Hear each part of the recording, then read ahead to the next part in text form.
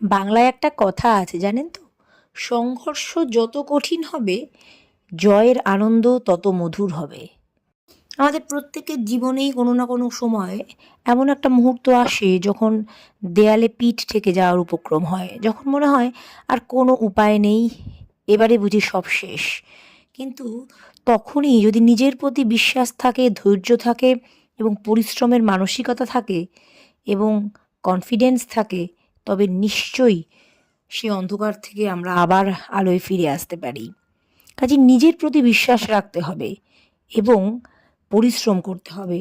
যে কোনো কাজে সফল হতে গেলে পরিশ্রম করাটাই হচ্ছে একমাত্র রাস্তা। হতাশ আমরা প্রত্যেকেই হই কোনো না কোনো সময়, কিন্তু হতাশাকে কিছুতেই প্রশ্রয় দেওয়া যাবে না। স্বপ্ন দেখতে হবে, জানতে হবে যে একদিন নতুন সূর্য আসবেই, নতুন ভোর আসবে।